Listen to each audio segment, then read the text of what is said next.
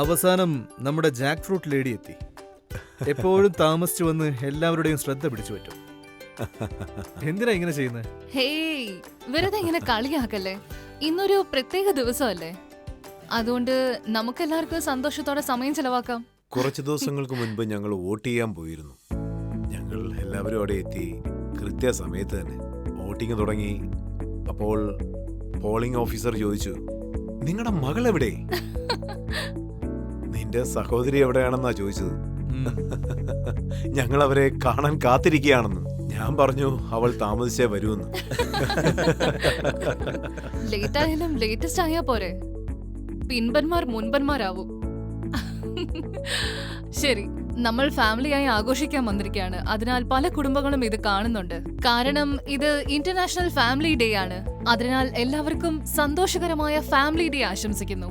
നാം എല്ലാവരും ഒരുമിച്ച് കൂടി വന്നിരിക്കുന്നത് യേശുവിന്റെ സന്നിധിയിലിരുന്ന് തമ്മിൽ സംസാരിച്ച് കുറച്ച് പാട്ടുകൾ പാടി ബൈബിൾ വചനങ്ങൾ വായിച്ച് ധ്യാനിച്ച് പ്രാർത്ഥിക്കാനാണ്. അതിനു മുൻപ് നാം നേരിടുന്ന പല വിധത്തിലുള്ള വെല്ലുവിളികളെയും അഭിമുഖീകരിക്കുന്ന പല പ്രശ്നങ്ങളെയും എങ്ങനെയാണ് കുടുംബസമേതം തരണം ചെയ്യേണ്ടതെന്നതിനെ കുറിച്ച് സംസാരിക്കാം. മാതാപിതാക്കൾ, മുത്തശ്ശൻ, മുത്തശ്ശി, മകൻ, മകൾ, ഭാര്യ, ഭർത്താവ്, സഹോദരി, സഹോദരന്മാർ, അങ്ങനെ എല്ലാവരും കുടുംബത്തിന്റെ ഒരു ഭാഗമാണ്. ആ റോൾ എങ്ങനെയാണ് നാം ഏറ്റെടുത്ത് നമ്മെ പരസ്പരം ബലപ്പെടുത്തി ഇത്തരം പ്രശ്നങ്ങളെ പരിഹരിക്കേണ്ടത്? വളരെ നല്ലത്. എല്ലാറ്റിനെയും കൈകാര്യം ചെയ്യാനാണ് ദൈവം നമ്മെ കൂട്ടിച്ചേർത്തിരിക്കുന്നത്. ഒരുമിച്ച് എല്ലാ കാര്യങ്ങളും പരിഹരിക്കണം. പരസ്പരം നിങ്ങൾ സഹായിക്കണം. അതുപോലെ ലോകത്തിൻ്റെ കാര്യങ്ങളിലും ഇത് മഹനീയമാണ്. നമ്മൾ എപ്പോഴും പാടാറില്ലേ, ബൈൻഡ് us together Lord എന്ന്. സത്യത്തിൽ ദൈവത്തിൻ്റെ സ്നേഹമാണ് നമ്മെ കൂട്ടിച്ചേർത്തിരിക്കുന്നത്. നമുക്ക് ഓരോരുത്തർക്കും ദൈവിക സ്നേഹമുണ്ടാകുമ്പോൾ സ്വാഭാവികമായി നമുക്ക് പരസ്പര സ്നേഹമുണ്ടാവും. എന്നിട്ട് ഒരുമിച്ച് നാം ലോകരെ സ്നേഹിക്കും. അതുപോലെ മറ്റു കുടുംബങ്ങളെയും. നാം മറ്റു കുടുംബങ്ങളെക്കുറിച്ച് ചിന്തിക്കും, അവരുടെ കാര്യങ്ങൾ ശ്രദ്ധിക്കും. അപ്പോൾ നമുക്ക് മികച്ച സ്നേഹമുണ്ടാവും. നമ്മൾ തമ്മിൽ പരസ്പരം സ്നേഹിച്ചാൽ, അതുപോലെ സ്നേഹിക്കുമ്പോൾ നമ്മുടെ സ്നേഹം 9 പേർക്ക് മാത്രമാകും. അളവുള്ള സ്നേഹം. പക്ഷേ നാം കുടുംബസമേതം മറ്റുള്ളവരെ സ്നേഹിക്കുമ്പോൾ കോടാനുകോടി ജനങ്ങൾ നമ്മെ സ്നേഹിക്കും. കോടാനുകോടി ജനങ്ങൾ നമ്മുടെ സ്വന്തമാകും. ഇത് ഞങ്ങളുടെ കുടുംബമാണെന്ന് പറയും. ഞങ്ങളുടെ അങ്കിൾ, ഞങ്ങളുടെ ആൻറ്റി, ഞങ്ങളുടെ മുത്തശ്ശി, ഞങ്ങളുടെ കൊച്ചു കേറ്റിമോൾ. എന്നിട്ട് അവർ നമുക്ക് വേണ്ടി പ്രാർത്ഥിക്കും. ഇന്നലെ ഞങ്ങളൊരു കുടുംബത്തെ കണ്ടു. അവർ പറഞ്ഞു, നിങ്ങൾക്ക് ഞങ്ങളെ അറിയില്ല, പക്ഷെ ഞങ്ങൾ TV-യിൽ നിങ്ങളുടെ കുടുംബത്തെ കാണാറുണ്ട്. നിങ്ങൾ ഞങ്ങളുടെ കുടുംബമാണ് എന്നവർ പറഞ്ഞു. അവർ അതുപോലെ നമ്മളെ സ്നേഹിക്കുന്നു, നമ്മൾ അവരെയും സ്നേഹിക്കുന്നു. നമുക്ക് അവരുടെ സ്നേഹം ലഭിക്കുന്നു. കുടുംബം ഒറ്റക്കെട്ടായിരിക്കുമ്പോഴാണ് നമുക്ക് സ്നേഹത്തിൻ്റെ ശക്തി ലഭിക്കുക. നാം ഓരോരുത്തരും കർത്താവായ യേശുവുമായി ബന്ധിക്കപ്പെടുന്നു. യേശു കുടുംബത്തിൽ വസിക്കാൻ ആഗ്രഹിക്കുന്നു. പ്രാർത്ഥനയിൽ നിന്നാണ് സ്നേഹമുണ്ടാവുക. കുടുംബ പ്രാർത്ഥനയിൽ നാം കുടുംബമായി ഒരുമിച്ച് പ്രാർത്ഥിക്കുമ്പോൾ സ്നേഹം ഉത്ഭവിക്കുന്നു. കാരണം ദൈവം നമ്മെ ഒരുമിച്ചാണ് സ്നേഹിക്കുന്നത്. ഒത്തൊരുമയാണ് ദൈവം ആഗ്രഹിക്കുന്നത്, ഐക്യമത്യം. മനുഷ്യരെ സ്നേഹം അറിയിക്കാനാണ് യേശു വന്നത്. യേശു മുഴുവനും സ്നേഹമാണ്. കുടുംബ പ്രാർത്ഥനയിൽ നാം ഒന്നു ചേരുമ്പോൾ കുടുംബത്തിലെ ഓരോ അംഗത്തിനും സ്നേഹമുണ്ടാവുന്നു. തുടക്കം മുതൽക്കേ കുടുംബ പ്രാർത്ഥനയ്ക്കുള്ള കൃപ ദൈവം ഞങ്ങൾക്ക് തന്നു. ആരംഭം മുതൽക്ക് ഞങ്ങൾക്ക് ഒരുപാട് പരീക്ഷകളും പ്രലോഭനങ്ങളും ഉണ്ടായിരുന്നു. പണമില്ല, സമാധാനമില്ല, സന്തോഷമില്ല, ഒന്നുമില്ല. പക്ഷെ ആ സമയത്തും ഞങ്ങൾ ഭാര്യ ഭർത്തൃസമേതം പ്രാർത്ഥിച്ചപ്പോൾ ദൈവം ഞങ്ങൾക്ക് സമാധാനവും സന്തോഷവും തന്നു. ഞങ്ങൾക്ക് പരസ്പരം സ്നേഹിക്കാൻ സാധിച്ചു. അങ്ങനെ ഞങ്ങൾ ശുശ്രൂഷ ആരംഭിച്ചു. അതുപോലെ ദൈവം ഞങ്ങളെ കുടുംബമായി സ്നേഹിച്ചു, കൂടാതെ ഞങ്ങളുടെ ചുറ്റുമുള്ളവരെയും. എല്ലായ്പ്പോഴും ഡാഡി ഉണ്ടായിരുന്നപ്പോൾ ഞങ്ങൾ പ്രാർത്ഥിക്കാറുണ്ടായിരുന്നു. ആവശ്യങ്ങൾക്കും വെല്ലുവിളികൾക്കുമായി ഞങ്ങൾ ഒറ്റയ്ക്കൊറ്റയ്ക്ക് പ്രാർത്ഥിച്ചാലും ഹൃദയം തുറന്നാണ് ഞങ്ങൾ ദൈവത്തോട് പ്രാർത്ഥിച്ചിരുന്നത്.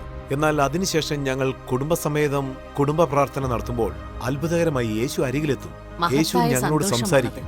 ധാരാളം മഹത്തായ വിശ്വാസവും സന്തോഷമാണ്. നമുക്കുണ്ടാകും. ദൈവം അതെ. കുടുംബത്തിലെ ഓരോരുത്തരിലും പ്രവേശിക്കും. പരസ്പരം ഓരോ കാര്യങ്ങളിലും ശ്രദ്ധിക്കുമ്പോൾ യേശുവും കൂടെ ചേരും. അതെ. കാരണം യേശു ഈ ലോകത്തിലായിരുന്നപ്പോൾ കുടുംബത്തോടെ ആയിരുന്നില്ല. യേശു കുടുംബത്തെ സ്നേഹിക്കുന്നു. യേശു നമ്മോട് നേരിട്ട് സംസാരിക്കും. എന്നിട്ട് എന്ത് ചെയ്യണമെന്ന് പറഞ്ഞു തരും. ശരിയാണ്. നാം എങ്ങനെ മുന്നോട്ട് പോകണമെന്ന് വഴി കാണിച്ചു തരും. അതിനാൽ കുടുംബസമേതം ഒരുമിച്ച് പ്രാർത്ഥിക്കുന്ന സമയത്ത് അതെ, അതെ. നാം ദൈവ സാന്നിധ്യം അറിയും. അപ്പോൾ നമുക്ക് മുന്നോട്ട് പോകാൻ മാത്രമല്ല, കോടാനുകോടി കുടുംബങ്ങളെയും മുന്നോട്ട് കൊണ്ടുപോകാൻ സാധിക്കും. ഇതൊരു അമാനുഷികമായ അനുഭവം നല്ല തന്നെയാണ്. അനുഭവം. ഇത് അത്ഭുതകരമാണ്. ദൈവത്തിന്റെ വഴികാട്ടൽ ഇത് ശരിയാണ്. നമ്മെ ഒരുമിച്ച് ചേർക്കുന്നതാണ്. നമുക്ക് പല വിധത്തിലുള്ള അഭിപ്രായങ്ങൾ ഉണ്ടായാലും അഭിപ്രായങ്ങൾ തോന്നിയാലും നാം ദൈവസന്നിധിയിൽ ഒരുമിച്ച് കൂടുമ്പോൾ എല്ലാം മാറും. അതെ. എന്നിട്ട് നാം ഓരോരുത്തർക്കും വേണ്ടി പ്രാർത്ഥിക്കും. അങ്ങനെ നമ്മുടെ ഹൃദയങ്ങൾ പൊരുത്തപ്പെടുന്നു, നാം ഒന്നായി മാറുന്നു. മുത്തശ്ശി പറഞ്ഞല്ലോ, സാമ്പത്തിക പ്രശ്നങ്ങൾ ഉണ്ടായിരുന്നപ്പോഴും നിങ്ങൾ രണ്ടുപേരും യേശുവിൽ ആശ്രയിച്ചപ്പോൾ ഒരു നല്ല കുടുംബജീവിതം ഉണ്ടായിരുന്നുവെന്ന്. പലരും വിചാരിക്കുന്നത് നാം ദൈവത്തെ ആശ്രയിക്കുമ്പോൾ ദൈവത്തിന്റെ അനുഗ്രഹങ്ങൾ നമ്മിൽ കവിഞ്ഞൊഴുകും, അങ്ങനെയാണ് ദൈവം നമ്മെ സന്തോഷിപ്പിക്കുക എന്നാണ്. എന്നാൽ അതങ്ങനെയല്ല, അതിനേക്കാൾ ഉപരിയാണ്. ഞങ്ങൾ ആരംഭിച്ചപ്പോൾ ഒന്നുമില്ലായിരുന്നു. പണമില്ല, ഒന്നും തന്നെയില്ല. പക്ഷെ സമാധാനം ഉണ്ടായിരുന്നു. ദൈവസ്നേഹം ഞങ്ങളിൽ അതിമനോഹരമായി ഒഴുകിക്കൊണ്ടിരുന്നു. എല്ലായ്പ്പോഴും ദൈവ സാന്നിധ്യം അനുഭവപ്പെട്ടു. കുടുംബ പ്രാർത്ഥനയുടെ ഫലമായി സകല ബുദ്ധിയെയും കവിയുന്ന ദൈവ സമാധാനമുണ്ടായി. അതെ പ്രിയമുള്ളവരെ, നിങ്ങൾ ഓരോ ദിവസവും കുടുംബ പ്രാർത്ഥന ചെയ്യണം. അപ്പോൾ നിങ്ങൾക്കും സകല ബുദ്ധിയും കവിയുന്ന ദൈവ സമാധാനം ലഭിക്കും. എന്റെ ഭർത്താവ് രാവിലെ പുറത്തു പോകുമ്പോൾ പേഴ്സിൽ കുറച്ച് പണം കരുതാറുണ്ട്. വൈകുന്നേരം തിരിച്ചു വരുമ്പോൾ പേഴ്സിൽ ഒന്നും ഉണ്ടാവില്ല. ഞാൻ ചോദിക്കും, അല്ല ഇതെന്ത് പറ്റി? കഷ്ടപ്പെടുന്ന പലരും പാസ്റ്റേഴ്സും കാണാൻ വന്നിട്ടുണ്ടായിരുന്നു. അവർക്ക് പ്രാരാബ്ധമാണ്, ഞാൻ അവർക്ക് കൊടുത്തു. നീ വിഷമിക്കേണ്ട, ദൈവം തരും എന്ന് അദ്ദേഹം പറയും. പക്ഷെ ബില്ലിന് പണമടയ്ക്കണ്ടേ? കുടുംബത്തിലെ ചെലവുകൾ നടത്തണ്ടേ? പക്ഷെ അവയ്ക്കെല്ലാം നടുവിൽ കുടുംബത്തോടെ പ്രാർത്ഥിച്ചതുകൊണ്ട് സകല ബുദ്ധിയും കവിയുന്ന ദൈവ സമാധാനം ഞങ്ങൾക്കുണ്ടായി. ദൈവം ഞങ്ങളെ അത്ഭുതകരമായി വഴി നടത്തി. ആ കാലത്ത് ഞങ്ങൾ അനുഭവിച്ച എല്ലാ കഷ്ടപ്പാടുകൾക്കും പകരമായി ഇന്ന് ദൈവം ഞങ്ങളെ അതിയായി അനുഗ്രഹിച്ചിരിക്കുന്നു. സാമ്പത്തിക പരാധീനതകൾ ഉണ്ടാകുമ്പോൾ വിഷമിക്കേണ്ട. ദൈവത്തെ മുറുകെ പിടിക്കൂ, ഭർത്താവിനെ മുറുകെ പിടിക്കൂ, കുടുംബത്തെ മുറുകെ പിടിക്കൂ. അതാണ് ഏറ്റവും പ്രധാനം. നിങ്ങൾക്ക് സമാധാനമുണ്ടാകും. ദൈവം നിങ്ങളെ അളവില്ലാതെ അനുഗ്രഹിക്കും. ഒരു കുടുംബത്തിൽ ബന്ധങ്ങളാണ് ഏറ്റവും പ്രധാനപ്പെട്ടത്. ഒരുമിച്ച് കൂടുക എന്നതാണ് ഒരു കുടുംബത്തിൽ ഏറ്റവും പ്രധാനം. ദൈവം, കർത്താവായ യേശു നമുക്കതിനുള്ള ഉദാഹരണം തന്നിരിക്കുന്നു. മാർത്ത, മറിയ, ലാസർ എന്നിവരുടെ കുടുംബങ്ങളെ യേശു അതിയായി സ്നേഹിച്ചു. ഓരോ തവണ യെരുശലേമിലേക്ക് പ്രവേശിക്കുമ്പോഴും യേശു ബഥാന്യയിലേക്ക് പോവും. ബഥാന്യ പല മതക്കാരും വസിച്ചിരുന്ന സ്ഥലമാണ്. ഒരുപക്ഷെ മാർത്തയും മറിയയും ലാസറും ത്യജിക്കപ്പെട്ടവരായിരിക്കാം. യേശു അവരെ അതിയായി സ്നേഹിച്ചു. ആ കുടുംബത്തോടെ ഇരിക്കാൻ ആഗ്രഹിച്ചു. അവിടെ ചെല്ലുമ്പോഴെല്ലാം യേശു അവരെ സുവിശേഷം അറിയിച്ചു. ഓരോ തവണയും മറിയ യേശുവിൻ്റെ പാദത്തിങ്കൽ ഇരുന്നുകൊണ്ട് എല്ലാം ശ്രദ്ധിച്ചു കേട്ടു. അവരെല്ലാവരും യേശുവിൽ നിന്ന് നല്ലത് തിരഞ്ഞെടുത്തു. അതുപോലെ കുടുംബ ബന്ധങ്ങളെക്കുറിച്ച് അറിയാനുള്ള വഴി നമുക്ക് ദൈവം കാണിച്ചു തന്നു. കുടുംബത്തെ സ്നേഹിക്കുന്ന ജീവിതമാണ് യേശു നയിച്ചത്. യേശുവിൻ്റെ ഉദാഹരണത്തെ പിന്തുടരാൻ എളുപ്പമാണ്. അതുപോലെ കുടുംബമായി ദൈവവചനത്തെ തമ്മിൽ പങ്കിടുന്നതും പരസ്പരം സ്നേഹം പങ്കിടുന്നതും ഒരുമയോടെ ഇരിക്കുന്നതും കുടുംബത്തിൽ സന്തോഷം പകരുന്നതാണ്. കുടുംബജീവിതത്തിൽ യോജിപ്പാണ് ഏറ്റവും പ്രധാനം.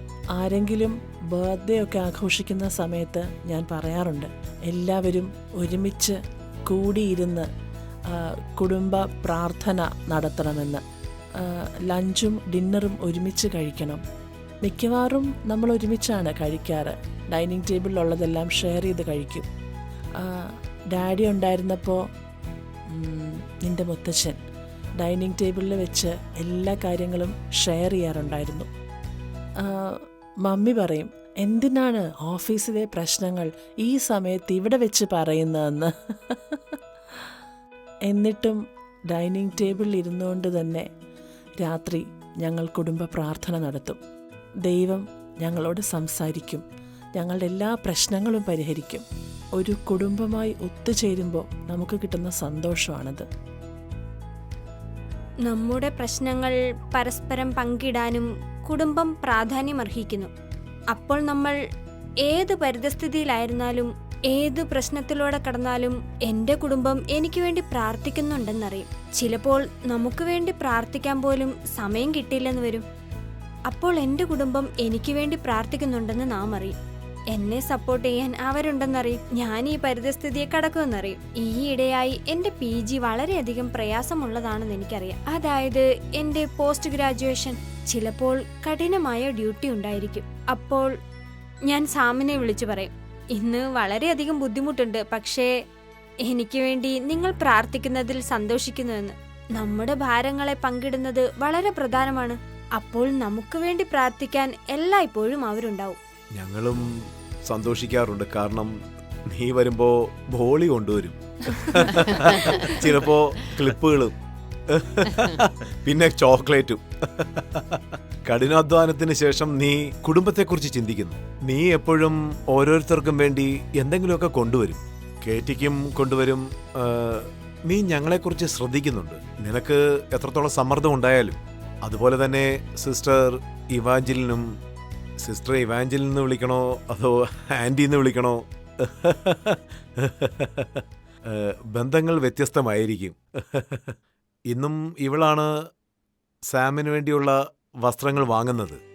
ഇവന് അത് കൃത്യമായി പാകമാകും, കാരണം ഇവൾക്ക് അവൻ്റെ സൈസ് അറിയാം, നിറമറിയാം, ഇവൻ്റെ ഇഷ്ടം എന്താണെന്നറിയാം, ഡ്രസ്സ് ഇവന് ഫിറ്റാണോ എന്നറിയാം. ഇത് അത്ഭുതം തന്നെയാണ്. സൂട്ട്സും മറ്റും വാങ്ങുന്നത് ഞാനായിരിക്കും. സാം ഒരിക്കലും സ്വന്തമായി ഷോപ്പിംഗ് ചെയ്യാറില്ല, കാരണം ഇവന് ആവശ്യമുള്ളതെല്ലാം ഞങ്ങൾ വാങ്ങിച്ചു കൊടുക്കും. ഇപ്പോഴും ശില്പയുടെ കാര്യം അങ്ങനെ തന്നെയാണ്. അവൾ എവിടെ പോയാലും ഇത് ശില്പയ്ക്ക് നന്നായിരിക്കും, അതുപോലെ ഇത് ഡാനിയലിന് നന്നായിരിക്കും, ഇത് സ്വീറ്റിക്കാണ്, കൊള്ളാം, ഇതാണ് നാം എടുക്കുന്ന കരുതൽ. ഞങ്ങൾ ബർത്ത്ഡേ ആഘോഷിക്കുമ്പോൾ ആ സമയത്ത് ഞങ്ങൾ ഷാരണിനെ കണക്ട് ചെയ്യും. അവൾ ഫേസ് ടൈമിലൂടെ കണക്റ്റ് ആകും. എന്നിട്ട് എല്ലാവരും ഒരുമിച്ച് സമയം ചെലവാക്കും, ധാരാളം ഫോട്ടോസ് എടുക്കും. സോ ഒരു കുടുംബമായി ഐക്യപ്പെടുന്നത് വളരെ പ്രധാനമാണ്. പക്ഷേ എല്ലാം നല്ലത് തന്നെയാണ്. ചിലപ്പോൾ കുടുംബത്തിൽ തെറ്റിദ്ധാരണകൾ ഉണ്ടാകുമ്പോൾ, കുടുംബത്തിൽ പ്രത്യേകിച്ച് മക്കൾ വളരുന്ന സമയത്ത്, കൗമാരത്തിലേക്ക് കടക്കുമ്പോൾ, അവർ പ്രായപൂർത്തിയാകുന്ന സമയത്ത്, അപ്പോഴുള്ള ഒരു പക്വത, അപ്പോൾ എപ്പോഴും ഒരു സംഘർഷമുണ്ടാകും. കാരണം കാര്യങ്ങൾ നീങ്ങുന്നില്ല. അപ്പോഴാണ് മാതാപിതാക്കൾ സ്വയം താഴ്മയുള്ളവരായി മക്കളെക്കുറിച്ച് കൂടുതൽ കരുതൽ കാണിക്കുന്നത്. സർവശക്തനായ യേശുക്രിസ്തു പിതാവിന് വേണ്ടി കീഴടങ്ങി ഭൂമിയിൽ വന്ന് യോഗ്യതയില്ലാത്തവർക്ക് വേണ്ടി സ്വയം ജീവൻ ത്യജിച്ചു, ദുഷ്ടരായ ജനങ്ങളെ രക്ഷിക്കുവാനായി. അതുതന്നെയാണ് ഒരു പിതാവിൽ നിന്നും മാതാവിൽ നിന്നും പ്രതീക്ഷിക്കുന്നത്.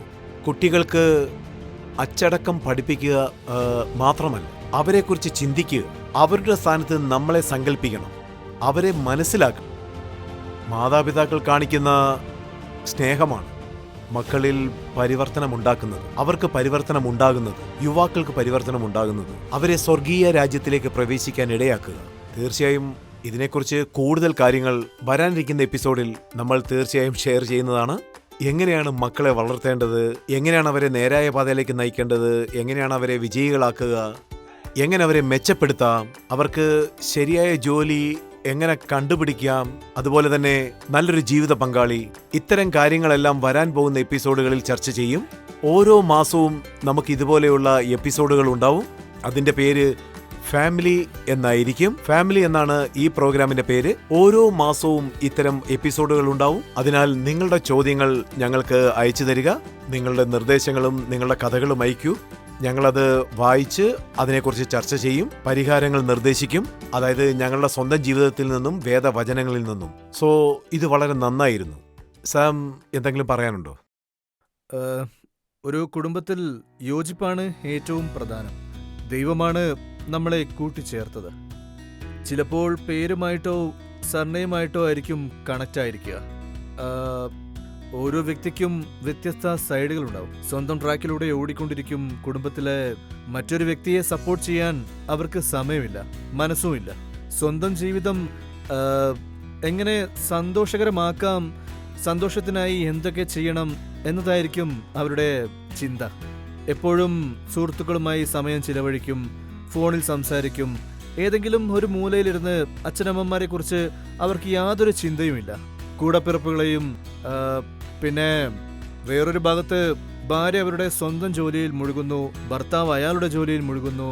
എല്ലാവരും സ്വന്തം കാര്യങ്ങളിൽ ബിസി ആയിരിക്കും. മറ്റൊരാളുടെ ജീവിതത്തിൽ നടക്കുന്നത് എന്താണെന്നറിയാൻ അവർക്ക് ഒട്ടും തന്നെ സമയമില്ല. അവരെക്കുറിച്ച് ചിന്തിക്കില്ല, സപ്പോർട്ട് ചെയ്യില്ല. പരീക്ഷയുടെ സമയത്ത് കൂടെ ഇരിക്കണം, അതുപോലെ അവർ ചെയ്യുന്ന പ്രോജക്റ്റിൽ സഹകരിക്കണം, അതുപോലെ പ്രസന്റേഷൻസിലും ശുശ്രൂഷയിലും അവരെ സഹായിച്ചില്ല. ഞാനും കൂടെയുണ്ട്, നിങ്ങൾക്കായി പ്രാർത്ഥിക്കുന്നു, നിങ്ങൾ ഇങ്ങനെയാണ് പ്രവർത്തിക്കുന്നത്. ഇത്തരം ചോദ്യങ്ങൾ ചോദിച്ച് അവരുമായി കൂടിച്ചേരേണ്ടത് വളരെ പ്രധാനമാണ്. ഞാൻ ഇപ്പോഴും ഓർക്കുന്നുണ്ട്, ഓരോ തവണയും എക്സാമിന് മുൻപ് ഡാഡ് വിളിക്കും, എന്നിട്ട് ഞങ്ങൾക്ക് വേണ്ടി പ്രാർത്ഥിക്കുകയും ചെയ്യും. പരീക്ഷയ്ക്ക് ശേഷവും കൂട്ടുകാർ ചോദിക്കുന്നതിന് മുൻപ് തന്നെ ഡാഡായിരിക്കും ഏറ്റവും ആദ്യം വിളിക്കുക. എക്സാം ഹാളിൽ നിന്ന് പുറത്ത് വരുന്നേ ഉണ്ടാവുകയുള്ളൂ, അഥവാ മീറ്റിംഗ് കഴിഞ്ഞ് കാറിൽ കയറുന്നേ ഉണ്ടാവുള്ളൂ. അപ്പോഴേക്കും ഡാഡിന്റെ കോള് വന്നിട്ടുണ്ടാവും. ഡാഡിന് എങ്ങനെ അറിയാം? ട്രെയിനിൽ നിന്നോ അല്ലെങ്കിൽ പ്ലെയിനിൽ നിന്നോ പുറത്തിറങ്ങി മറ്റൊരു സ്ഥലത്തേക്ക് നമ്മൾ പോകുമ്പോൾ ഡാഡ് ഉടനെ തന്നെ വിളിക്കും. കൃത്യസമയത്ത് ഡാഡ് ഇങ്ങനെ വിളിക്കുന്നത് എങ്ങനെയാണെന്ന് ഞാൻ അതിശയിക്കാറുണ്ട്. പക്ഷേ ഞങ്ങൾക്കതൊരു ബലമാണ്, വലിയൊരു സപ്പോർട്ടാണ്. മോമും ഞങ്ങൾക്കായി പ്രാർത്ഥിക്കും. ഞാൻ നിങ്ങളെ കാണാറുണ്ട് ആത്മീയ നേത്രങ്ങൾ കൊണ്ട്, പ്രവചന വഴി നടത്തലോട്. കാരണം മക്കളെ അവർ ഏത് പ്രായത്തിലുള്ളവരായാലും അതെ, ആത്മീയതയിൽ അവരെ ശ്രദ്ധിക്കേണ്ടത് അത് ശരിയാണ്. ഞങ്ങളുടെ കടമയാണ്. അതുപോലെ ക്രിസ്മസിന്റെ സമയത്ത് ശില്പ ഞങ്ങളുടെ മുറിയും വീടും മുഴുവൻ വിളക്കുകൾ കൊണ്ട് അലങ്കരിക്കും. ഞങ്ങൾ ശുശ്രൂഷയെക്കുറിച്ചുള്ള പല കാര്യങ്ങളും ചിന്തിക്കുമ്പോഴും ഇവൾ പറയും, ആദ്യം നമ്മുടെ വീട്ടിൽ പ്രകാശം പരത്തണം എന്ന്, സന്തോഷകരമായ അന്തരീക്ഷം ഉണ്ടാകണമെന്ന്. എല്ലാവരെയും അലങ്കാരങ്ങൾക്കായി പ്രോത്സാഹിപ്പിക്കും. വിളക്കുകൾ തൂക്കിയിടും, ക്രിസ്മസ് ട്രീ ഒക്കെ വളരെ ഭംഗിയായി തന്നെ അലങ്കരിക്കും. എന്നിട്ട് ആഘോഷം പൊടിപൊടിക്കും. എല്ലാവരും ഒരുമിച്ച് ആഘോഷങ്ങളിൽ പങ്കെടുക്കേണ്ടത് വളരെ പ്രധാനമാണ്. കുടുംബത്തോടു കൂടി ചേർന്ന് ഒരുമിച്ച് പ്രാർത്ഥിച്ച് പ്രത്യേക ദിവസങ്ങൾ ആഘോഷിക്കണം. ലൈറ്റുകൾ ഇടണം, ക്രിസ്മസ് ട്രീ അലങ്കരിക്കണം, പക്ഷേ കറണ്ട് ബില്ല് അടയ്ക്കേണ്ടി വരും. ഒരു പക്ഷേ അല്ല, അതിലും കുടുംബത്തിനൊരു പങ്കുണ്ട്. വണ്ടർഫുൾ. ഡാനി, യെസ്, നീ നമ്മുടെ വീട്ടിലേക്ക് സംഗീതം കൊണ്ടുവന്നു. ഇതുപോലെ കുടുംബത്തോടെ ഒന്നിച്ചിരിക്കുന്നത് ശരിക്കും രസകരമായിട്ടുള്ളൊരു കാര്യമാണ്. അതുപോലെ ദൈവത്തിൻ്റെ സ്നേഹത്തെ അനുഭവിച്ച് അറിയുന്നതും. ഞാനൊരു ചൊല്ലോടെ ആരംഭിക്കുവാൻ ആഗ്രഹിക്കുകയാണ്. അതായത് ഫാമിലി പ്രധാനപ്പെട്ടത് മാത്രമല്ല, അത് എല്ലാമാണ്. സോ കുടുംബം പ്രധാനപ്പെട്ടതാണ്. പിന്നെ കുടുംബത്തിലാണ് നമ്മുടെ എല്ലാം ഉള്ളത്. നമ്മുടെ എല്ലാ ഇമോഷനുകളും, പിന്നെ സന്തോഷത്തിൻ്റെ സന്ദർഭങ്ങളും, അതുപോലെ കഠിനമായ പല പരിതസ്ഥിതികളും പങ്കിടാറുള്ളത്. പിന്നെ കുടുംബമാണ് നമ്മെ ഉത്തേജിപ്പിക്കുന്നതും പ്രോത്സാഹിപ്പിക്കുന്നതും, അതായത് മുന്നോട്ട് പോകാൻ നമ്മെ തള്ളുന്നതും കുടുംബമാണ്. എനിക്ക് ഈ വചനം ഓർമ്മ വരികയാണ്, ഭർത്താക്കന്മാരെ നിങ്ങളുടെ ഭാര്യമാരെ സ്നേഹിക്കുവിൻ. സോ ഞാൻ എൻ്റെ ഭാര്യയെ സ്നേഹിക്കും. ഞാൻ ഇവളുടെ കാര്യങ്ങളിൽ ശ്രദ്ധിക്കുന്നുണ്ട്. അതുകൊണ്ട് അത് സത്യമാണോ? സത്യമാണ്, 100% സത്യമാണ്. തീർച്ചയായും. യെസ്. ഞങ്ങളുടെ കല്യാണം കഴിഞ്ഞിട്ട് കുറച്ച് മാസങ്ങൾക്ക് ശേഷം ഞങ്ങൾ സന്തോഷത്തോടെ ദൈവത്തിൻ്റെ ശുശ്രൂഷ ചെയ്തുകൊണ്ടിരിക്കുന്നു. അതുപോലെ പല സ്ഥലങ്ങളിലേക്കും പോവുകയും ചെയ്യുന്നു. ദൈവം ഞങ്ങളെ അനുഗ്രഹിച്ചിരിക്കുന്നതിൽ ഞങ്ങൾ സന്തോഷിക്കുന്നു. പ്രത്യേകിച്ച് ഒരു ദിവസം ഞങ്ങൾ കാർ ഓടിച്ചുകൊണ്ടിരുന്നപ്പോൾ ഞങ്ങൾ ഏതോ ഒരു സ്ഥലത്തേക്ക് പോവുകയായിരുന്നു. ഞങ്ങൾ പലതിനെക്കുറിച്ചും ചിന്തിച്ചു, പല കാര്യങ്ങളും ചോദിച്ചുകൊണ്ടേയിരുന്നു. ഓക്കെ, കല്യാണത്തിന് മുൻപ് ഞങ്ങൾ രണ്ടാളുകളും വ്യത്യസ്തരായിരുന്നു. കുടുംബപരമായി ഞങ്ങൾ വ്യത്യസ്തരായിരുന്നു. ഞങ്ങൾക്ക് ധാരാളം ചുമതലകളുണ്ട്, അതുപോലെ തന്നെ ധാരാളം കാര്യങ്ങൾ ചെയ്തു തീർക്കാനുണ്ട്. അതുപോലെ തന്നെ കുടുംബത്തിലെ കാര്യങ്ങളൊക്കെ എങ്ങനെയാണ് നോക്കേണ്ടത് എന്ന് പല ചോദ്യങ്ങളും ഞങ്ങൾക്ക് മുന്നിലുണ്ടായിരുന്നു. അതായത് ഞങ്ങൾക്ക് മാതാപിതാക്കളുടെ കാര്യങ്ങൾ നോക്കേണ്ടതുണ്ട്, പിന്നെ പല പല ശുശ്രൂഷകൾ ഏറ്റെടുക്കാനുണ്ട്, പിന്നെ പാട്ട് പാടാനുണ്ട്, പാട്ടുകൾ എഴുതണം. ഇതെല്ലാം കോടാനുകോടി ജനങ്ങൾക്ക് അനുഗ്രഹമായിരിക്കുന്നു. സത്യം പറഞ്ഞാൽ തികച്ചും നല്ല സമ്മർദ്ദമുണ്ട്. ദൈവത്തിനായി എന്തെങ്കിലും ചെയ്തുകൊണ്ടിരിക്കുന്നതിൽ ഞങ്ങൾ വളരെയധികം സന്തോഷിക്കുന്നു. ആ, അതുപോലെയുള്ള പല കാര്യങ്ങളും ഞങ്ങൾ സംസാരിച്ചു കൊണ്ടിരുന്നു. മൊത്തത്തിൽ ഭയങ്കര കൺഫ്യൂസ്ഡ് ആയിരുന്നു. അതായത് കരച്ചിലിൻ്റെ വക്കിലായിരുന്നു ഞങ്ങൾ. അപ്പോൾ ഞാൻ സ്റ്റെല്ലയോട് പറഞ്ഞു, ഇങ്ങനെ പലതും പറഞ്ഞുകൊണ്ടിരിക്കാതെ എന്തുകൊണ്ട് പാട്ടുകൾ പാടി നമ്മെ സ്വയം പ്രോത്സാഹിപ്പിച്ചുകൂടാ എന്ന്. എന്നിട്ട് ഞാൻ സ്റ്റെല്ലയോട് അനുഗ്രഹങ്ങൾ എന്ന പാട്ട് പാടാൻ പറഞ്ഞു. അതായത് ആ പാട്ട് കോടാനുകോടി ജനങ്ങൾക്ക് ആശ്വാസവും അനുഗ്രഹവുമായിട്ടുണ്ട്. അതുകൊണ്ട് ഞാൻ പറഞ്ഞു, തീർച്ചയായും അത് നമ്മളെയും ആശ്വസിപ്പിക്കും എന്ന്. തീർച്ചയായും ഉത്തരം ലഭിക്കും എന്നതാണ് ആ പാട്ടിലുള്ളത്. യെസ്. നമ്മുടെ പ്രത്യാശയ്ക്ക് ഭംഗം ഏർപ്പെടുകയില്ല. അതിനെക്കുറിച്ച് ചിന്തിച്ച് സ്റ്റെല്ല ആ പാട്ട് പാടാൻ തുടങ്ങുകയായിരുന്നു. പെട്ടെന്ന് ദൈവം ഞങ്ങളോട് സംസാരിക്കുകയുണ്ടായി. അതെങ്ങനെയാണെന്ന് ഞാൻ പറയാം. ഞങ്ങൾ കാർ ഓടിച്ചുകൊണ്ടിരിക്കുകയാണ്. അപ്പോൾ ഒരു ചെറിയ ട്രക്ക് ഞങ്ങളെ ഓവർടേക്ക് ചെയ്യുന്നുണ്ടായിരുന്നു. അത് മുന്നോട്ട് പോയി സിഗ്നലിൽ വണ്ടി നിർത്തി. അപ്പോൾ ഞങ്ങൾ ആ വാക്യം കണ്ടു, തീർച്ചയായും ഒരവസാനമുണ്ട്, നിങ്ങളുടെ പ്രത്യാശയ്ക്ക് ഭംഗം വരില്ല. ട്രക്കിലാണോ? അതെ, ട്രക്കിന്റെ പുറകിൽ തന്നെ. ഞങ്ങളപ്പോൾ അതിശയിച്ചു. എന്നിട്ട് പറഞ്ഞു, എന്റെ ദൈവമേ, അങ്ങ് അത്ഭുതങ്ങളുടെ ദൈവമാണ്. അങ്ങ് വചനത്തിലൂടെ ഞങ്ങളോട് സംസാരിച്ചിരിക്കുന്നു. അത് യാഥാർത്ഥ്യവും എന്നെന്നും സത്യമായതുമാണ്. ഞങ്ങളപ്പോൾ ദൈവത്തിനോട് നന്ദി പറഞ്ഞു. അതുപോലെ തന്നെ ഞങ്ങൾ വിവാഹിതരായി, കുടുംബത്തിൽ പുതിയ ദമ്പതികളായി, ഭാര്യയും ഭർത്താവുമായപ്പോൾ അനേകം ഉത്തരവാദിത്വങ്ങൾ ഞങ്ങൾക്കുണ്ടായി. ഒരു മകനോ മകളോ ഭാര്യയോ ഭർത്താവോ ആകുമ്പോൾ സ്വന്തമായി ഒരു യൂണിറ്റ് ആയിട്ട് മാറുന്നു. സോ മുൻപ് നിങ്ങൾ മാതാപിതാക്കളെ ആശ്രയിച്ചിരുന്നു, അഥവാ കുടുംബത്തിലെ ഏതെങ്കിലും ഒരാളെ ഇപ്പോൾ മറ്റൊരാളുടെ ചുമതല ഏൽപ്പിക്കേണ്ടി വരുന്നു. കൂടാതെ ദൈവം നമുക്കായിട്ട് തന്ന കുടുംബത്തിന്റെയും. അതിനാൽ പലതരം സമ്മർദ്ദങ്ങളും ഉണ്ടായേക്കാം. ഞാൻ എങ്ങനെ ജോലി ചെയ്യും? കുടുംബത്തെയും ജോലിയെയും ഞാൻ എങ്ങനെ പരിപാലിക്കേണ്ടി വരും? എനിക്ക് ഭർത്താവിനെ സപ്പോർട്ട് ചെയ്യണം, എന്റെ ഭാര്യയെ സപ്പോർട്ട് ചെയ്യണം, എന്റെ ജോലികൾ യഥോചിതം പൂർണ്ണമായി തീർക്കണം. കുടുംബത്തെയും ജോലിയെയും എങ്ങനെ കൊണ്ടുപോകണമെന്നാണ് ദൈവം പറയുന്നത്. ഇത്തരത്തിൽ എന്റെ ജീവിതത്തിൽ പലതരത്തിലുള്ള വശങ്ങളുണ്ട്. അപ്പോ ഏറ്റവും എളുപ്പവഴി എന്താണെന്ന് വെച്ചാ എല്ലാ ഭാരങ്ങളും ദൈവസന്നിധിയിൽ സമർപ്പിക്കണം. ഭാര്യയും ഭർത്താവും അതിനെക്കുറിച്ച് പരസ്പരം സംസാരിക്കണം. ആദ്യം എല്ലാം ദൈവത്തിങ്കലേക്ക് സമർപ്പിക്കണം. എന്നിട്ട് കുടുംബത്തെ നയിക്കാൻ ദൈവത്തെ അനുവദിക്കണം. പരസ്പരം എല്ലാം പങ്കിടുമ്പോഴും എല്ലാ കാര്യങ്ങളും സംസാരിക്കുമ്പോഴും അവസാനം ഇദ്ദേഹം പറയും, എല്ലാം ദൈവത്തിന് സമർപ്പിക്കാമെന്ന്. ഞങ്ങൾ ആ പാട്ട് ഓൺ ചെയ്തു. ഡാനി പറഞ്ഞു, ദൈവം വാക്ക് തന്നിട്ടുണ്ട്, ആ ദൈവം നമ്മുടെ കുടുംബത്തെ പരിപാലിക്കും. അതിനുശേഷം ദൈവം അത് ഉറപ്പാക്കി തന്നു. ആ പാട്ടിലൂടെ ഞങ്ങളെ ആശ്വസിപ്പിച്ചു, ഞാൻ നിങ്ങളുടെ പ്രശ്നങ്ങൾ പരിഹരിച്ചു തരുമെന്ന്. രാവിലെ ഞങ്ങൾ സംസാരിച്ചു കൊണ്ടിരുന്ന കാര്യങ്ങൾക്ക് വൈകുന്നേരം ഒരു പരിഹാരം ലഭിച്ചു. ദൈവം ഞങ്ങളെ കേട്ടു, ഞങ്ങളെ പരിപാലിച്ചു കൊണ്ടിരിക്കുന്നു എന്ന് ഞങ്ങൾക്ക് അനുഭവപ്പെട്ടു. ഞങ്ങൾക്ക് ദർശനം തന്നു. അതുപോലെ ഭാര്യയും ഭർത്താവും ഒരു പുതിയ കുടുംബമാകുമ്പോൾ ആദ്യം ദൈവത്തിൽ അതിരാവിലെ ഒരുമിക്കണം എന്നതാണ് ഏറെ പ്രധാനം.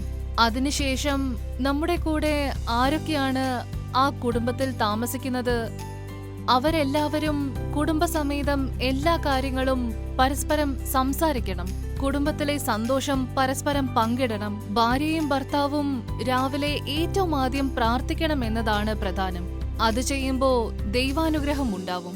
അതുപോലെ തന്നെ നമുക്ക് കുട്ടികൾ ഉണ്ടാകുമ്പോൾ ദൈവം അവർക്കായി വെച്ചിരിക്കുന്ന ഇടത്തേക്ക് അവരെ നയിക്കേണ്ടതും അത്യാവശ്യമാണ്. അത് വളരെ പ്രധാനമാണ്. അതുകൊണ്ട് നാം ഒരുമിച്ച് ചേരണം. അതൊരു മനോഹരമായ പാട്ടാണ്, ബൈൻഡ് us together Lord. നമുക്കെല്ലാവർക്കും അത് ഒരുമിച്ച് പാടാം. Bind us together, Lord. Bind us together with cords that cannot be broken. Bind us together, Lord. Bind us together, Lord. Bind us together with love.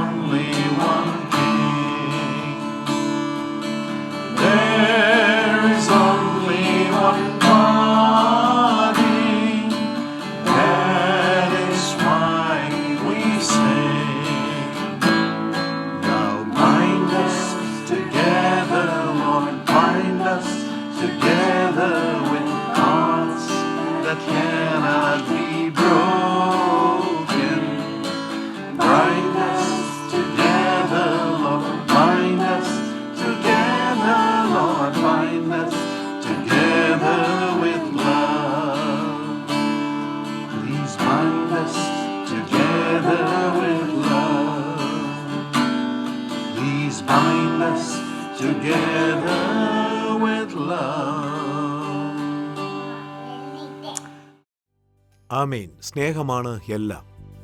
ചിലപ്പോൾ സ്നേഹിക്കാനായി നാം പ്രയത്നിക്കേണ്ടി വരും. അത് യേശുവിൽ നിന്നും മാത്രമേ വരൂ. യേശുവിൽ നിന്നും. കുടുംബത്തിലുള്ളവരെ യേശു സ്നേഹിക്കുന്നു. ഡാനി പറയാറുള്ളതുപോലെ ഞാൻ വീട്ടിലേക്ക് വരുമ്പോൾ എനിക്ക് വേണ്ടി ഗുലാബ് ജാമുൻ കാത്തിരിക്കുന്നുണ്ടാവും എന്ന്. കാരണം ആൻറ്റിക്കറിയാം, ഇവാഞ്ചലിൻ ആൻറ്റിക്കറിയാം, നിനക്ക് ഗുലാബ് ജാമുൻ വളരെ ഇഷ്ടമാണെന്ന്. എനിക്ക് ഒരു 18 വയസ്സായിരുന്ന സമയം മുതൽ എൻ്റെ അമ്മ എല്ലാ ചൊവ്വാഴ്ചയും ഉപവസിച്ച് പ്രാർത്ഥിക്കുമായിരുന്നു. എല്ലാ ചൊവ്വാഴ്ചയും. ഒരു മാറ്റവും ഉണ്ടായിരുന്നില്ല. ഇന്നും അത് തുടർന്നുകൊണ്ടിരിക്കുന്നു. 44 വർഷങ്ങളായിട്ട് അതെ. എല്ലാ ചൊവ്വാഴ്ചയും കൃത്യമായി ചെയ്യുന്നു. ഉപവസിച്ച് പ്രാർത്ഥിക്കും. ഞങ്ങളുടെ കുടുംബം നീതിയോടെ നടക്കുവാനും ഒരുമിച്ച് മുന്നോട്ട് പോകുവാനും അതുപോലെ അനുഗ്രഹിക്കപ്പെടാനും. അതാണ് ഞങ്ങളുടെ കുടുംബത്തിന്റെ ഒരുമയുടെയും അനുഗ്രഹത്തിന്റെയും പിന്നിലുള്ള രഹസ്യം. ദൈവകൃപയാൽ മറ്റുള്ളവർക്ക് അനുഗ്രഹമാകാനും. സോ അതേ അനുഗ്രഹം നിങ്ങളും അനുഭവിക്കണമെന്ന് ഞങ്ങൾ ആഗ്രഹിക്കുന്നു. യേശുവിന്റെ നാമത്തിൽ അങ്ങയുടെ മുന്നിൽ ഞങ്ങൾ തലകുനിച്ച് പ്രാർത്ഥിക്കുന്നു. ഇത് കാണുന്ന ഓരോരുത്തരെയും അനുഗ്രഹിക്കണമേ. അവരെ അനുഗ്രഹിച്ച് കുടുംബത്തെ കെട്ടിപ്പടുക്കാൻ സഹായിക്കണമേ. തനിച്ചായിരിക്കുന്നവരെ കുടുംബമാക്കണമേ. അങ്ങയുടെ ഹിതപ്രകാരം അങ്ങയുടെ കുടുംബത്തെ കെട്ടിപ്പടുക്കണമേ. അങ്ങയുടെ കൃപ ഓരോ കുടുംബത്തിന്റെ മേലും ചൊരിഞ്ഞ് അവർക്ക് സന്തോഷത്തെ നൽകണമേ. അതെ, ഒരുമ നൽകണമേ. അങ്ങനെ ഞങ്ങൾ പറഞ്ഞുകൊണ്ടിരുന്ന എല്ലാ അനുഗ്രഹങ്ങളും അവർക്ക് നൽകണമേ. പിതാവേ, ഈ എപ്പിസോഡിനെ തുടർന്നും അനുഗ്രഹിക്കണമേ. ഓരോ എപ്പിസോഡിനെയും ഈ പ്രോഗ്രാമിനെയും അനുഗ്രഹിക്കണമേ. കോടാനുകോടി ജനങ്ങൾ കുടുംബമായി യോജിച്ച് അങ്ങയുടെ അനുഗ്രഹത്തെ കരസ്ഥമാക്കുമാറാകട്ടെ. അങ്ങയുടെ മഹത്വത്തിനായി ഞങ്ങളെ ഉപയോഗിക്കണമേ. യേശുവിന്റെ നാമത്തിൽ ഞങ്ങൾ പ്രാർത്ഥിക്കുന്നു. ആമേൻ. പ്രിയപ്പെട്ടവരെ, ഞങ്ങൾ കുടുംബസമേതം നിങ്ങൾക്ക് ഹാപ്പി ഇന്റർനാഷണൽ ഫാമിലി ഡേ ആശംസിക്കുന്നു. ഇത് ഫാമിലി എന്ന സീരീസിന്റെ ഒരു തുടക്കമാണ്. ഇതേപോലെ മറ്റ് പല ടോപ്പിക്കുകളുമായി അനവധി എപ്പിസോഡുകൾ വരാൻ പോകുന്നുണ്ട്. ഇന്ന് നിങ്ങൾ കണ്ടത് അതിന്റെ ഒരു ഇൻട്രൊഡക്ഷൻ മാത്രമാണ്. നമുക്ക് ഓരോരുത്തർക്കും കുടുംബത്തെ നയിക്കാൻ ഇത് ഉപകരിക്കുമെന്ന് ഞങ്ങൾ വിശ്വസിക്കുന്നു. കൂടാതെ ഞങ്ങളുടെ കുടുംബവുമായി സമയം ചിലവഴിക്കാൻ ഞങ്ങൾ ആഗ്രഹിക്കുന്നു എന്നതാണ് പ്രധാനം. അതുകൊണ്ട് ഞങ്ങളുടെ Jesus calls YouTube channel tune ചെയ്യുക. ജീസസ് കോൾസിന്റെ മറ്റ് യൂട്യൂബ് ചാനലുകളിലും അനേകം ഭാഷകളിൽ ഇത് കാണാം. അതുകൊണ്ട് സബ്സ്ക്രൈബ് ചെയ്യൂ. ഞങ്ങളുടെ മന്ത്ലി എപ്പിസോഡിനായി കാത്തിരിക്കൂ. കേറ്റിയും ഞങ്ങൾ എല്ലാവരും നിങ്ങളുടെ കുടുംബവുമായി ഒത്തുചേരുന്നതാണ്. അല്ലേ കേറ്റി? എല്ലാവരോടും ബൈ പറഞ്ഞേ. ബൈ.